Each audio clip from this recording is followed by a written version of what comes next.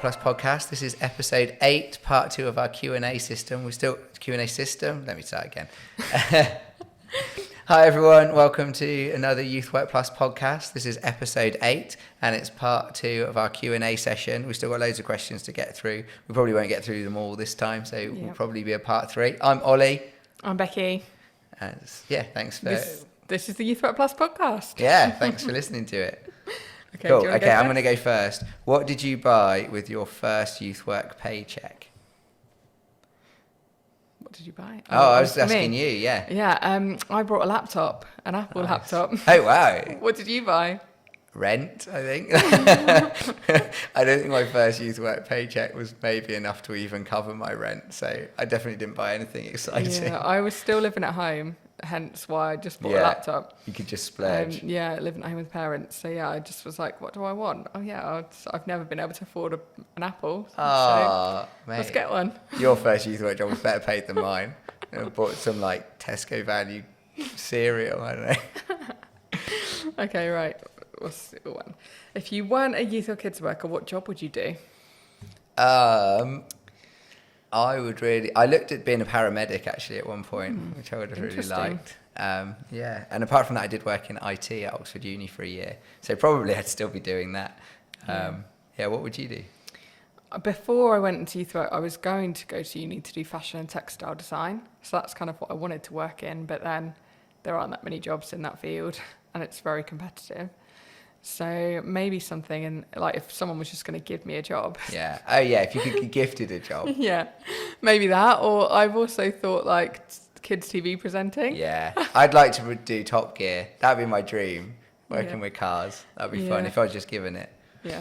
Okay, it's you asking me, isn't it? Oh well. How long have you been doing youth or kids work? I've been doing it paid since 2006. As a volunteer since 2004. Yeah, I reckon I started volunteering for Youth for Christ in my town maybe when I was like 15, and I'm 34 now, I'm pretty old.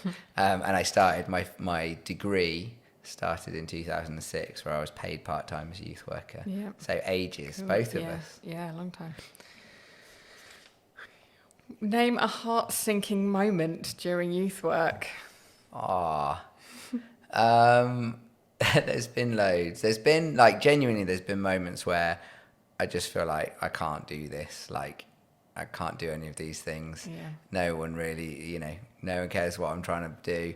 I think just some heart sinking moments have been when you're like, oh no, did I forget about this? Or like we had one time where we were at a youth weekend away and we weren't sure if we'd given someone some food that they were allergic to or not. No. And it was like, that is a huge panic. And they were asleep. We had to send a female leader in to be like, just listen and make sure their breathing's okay. And it was totally, totally fine. It was a real over panic, but didn't sleep that night. So yeah. What about you? I can't think of any moments. I think just generally, when you're working with young people, sometimes it is really rewarding, but sometimes it's the opposite. So I remember once I was mentoring a young person and I'd been doing it for weeks, months. And they were a teenage mum and it just felt like she wasn't nothing. We'd come up with stuff that she was going to do that was going to be good for her.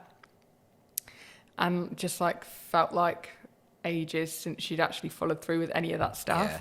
And she'd kept on not turning up to appointments, and then there was one evening where I saw her at 10:30 at night pushing her baby through the center of town. And I was just oh man, and it just those kind of moments remind me that sometimes we can do all we can. Yeah. We can try and bring the camel to water, but we can't always make it drink. And we can try and... you said camel rather than horse there. Biblical. Camel.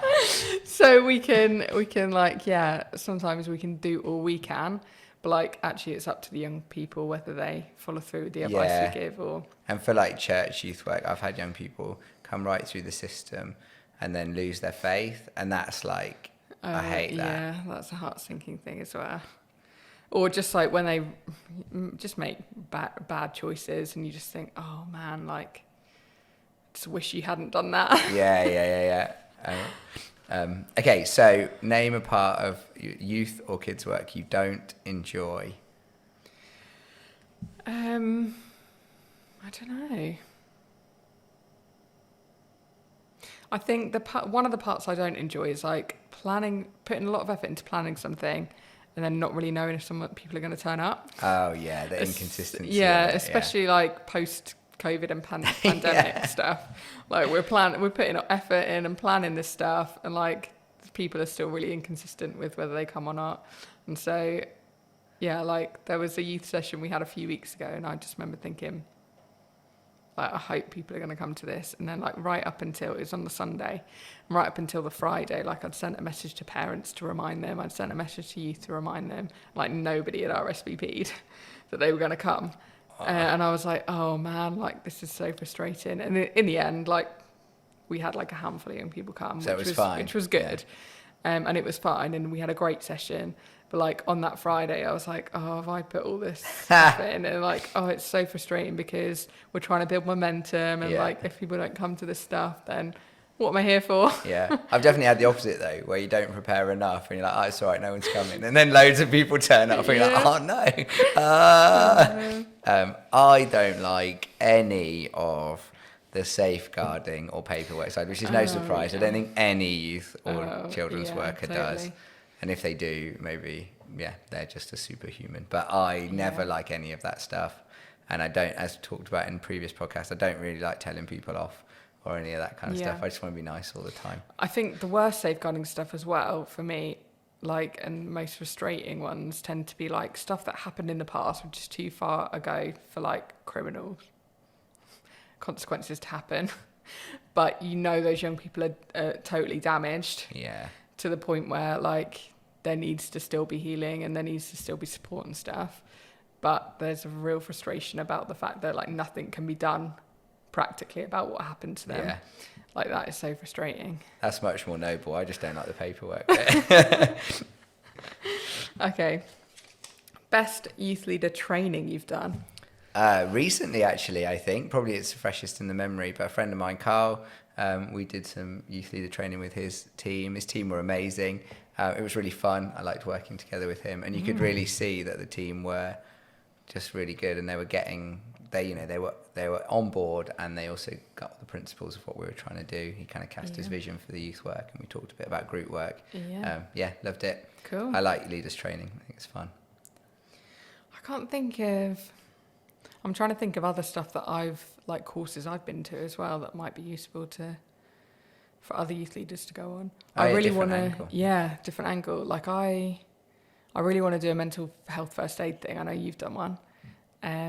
That's like on my to-do list of courses that was really to try good. And find, especially like in the climate we're in. Like I was speaking to a parent the other day, and she was saying that she thinks that the impact of the pandemic and everything is only just starting to hit for some of the young people. They're noticing it, in their kids' mental health deterioration and stuff, and just really those kind of things are really useful, aren't they? So that's what I'm looking for. Big Mac McDonald's or Burger King? I think my go-to is always McDonald's. Yeah. But I prefer the flame grilled taste of a Burger King burger. Yeah, actually, I think that's probably the same for me. I love a McDonald's. I don't know many people who choose Burger King. It's way more expensive as well. But I'd go McDonald's. Just it's the whole experience of a McDonald's. Well, I reckon we can do two more. This one says, which do you like best, youth work or kids work? Did we already answer this? Did we? I don't know. I mean, we can answer it again. My experience is more in youth work, but I like them both. Yeah, I like them both. I think I prefer youth work, kids work. Yeah, it's okay. Where do you find your resources and ideas? That's a good one. We mostly, obviously, the excellent resource library on Youth Work Plus's website. We mostly make our stuff up, or as a team, we'll come together and be like, what do we want to cover? And then we'll see if there's anything. So at the moment, we're using a Bible Society thing for our Christian group, going through an overview of the Bible. Kind of a range. We recommended that on Youth Work Plus. Yeah. Did you get it from there? No. Oh. Although maybe subconsciously I did. Yeah. What was I going to say? Yeah, I write all the material for our kids and youth stuff at the moment. And in the past, I've done a mixture. Some of it I've written myself if I know there isn't stuff out there, or there's particular things that I've wanted to like cover, same as what we've done with the adults kind of thing. So written it so that, same themes and points are raised. Yeah. Don't really know how to, you know what I mean. But I think mostly when I'm looking for a resource or an idea, I just Google. Or there's certain places where I go to. So like I might go and see if Youthscape have got anything new, or go onto the website for Bible Society and see if they've got anything new, or like kind of places where they make resources. Yeah, and you kind of trust them. Yeah, go there and see if they've got anything new, or kind of keep my ear to the ground and kind of find out whether there's new stuff happening. I research stuff anyway for Youth Work Plus. Yeah. And obviously, Youth Work Plus Resource Library, best place to go if you're looking for resources. Yeah. And always, I think resources need adapting. That's my personal opinion. You've got to have a flavour of your own unique culture and environment and leadership team. So someone just to even read it first and be like, well, that's rubbish. Put that in. Or this bit wouldn't work for us. Yeah. We need a different game in here. Or I think that's important. One more, because I've just seen it. Proudest youth or kids work moment. Proudest moment. It's a good one to finish on. I think for me, there isn't like one moment, but it's like when I see some of my young people who are like all grown up now, with families of their own, or you know, adulting in the real world with real jobs and stuff, and just bump into them and like they look back on youth stuff with fondness. I think that makes me feel proud that I was able to be involved in their life for a little period of time and be a little part of the puzzle that made them who they are.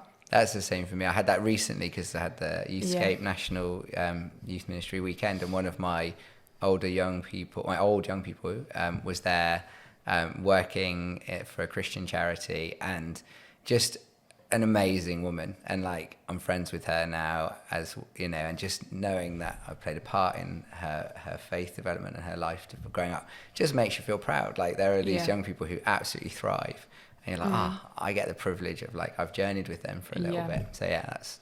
Yeah, and sometimes like in the moment, like youth work isn't that rewarding, and like we don't know if young people have listened or if they're taking anything in, or if they're like, we haven't seen any signs of transformation, and like we're kind of like, is this working?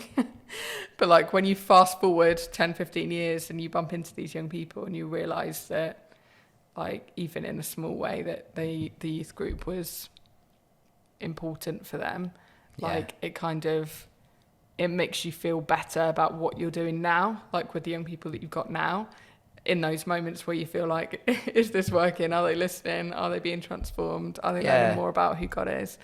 And I think the longer you've been doing it, the more those people who you are just really proud of. Like, I have quite a few people who I'm just super proud of them, and that's keeps you going. Yeah, good place to end. Great. So we want to thank you for listening as always, and as usual, like, share, subscribe, so that you can find us again and other people can as well, and listen to our other episodes, and feel free to contact us if you want to throw some more Q&A questions at us. And if you've got podcast ideas and things you want us to cover, then let us know as well. Yeah, there are a lot left. So there will be at least a part 3, maybe a part 4. Cool. See you later. Thanks very much, guys. Bye.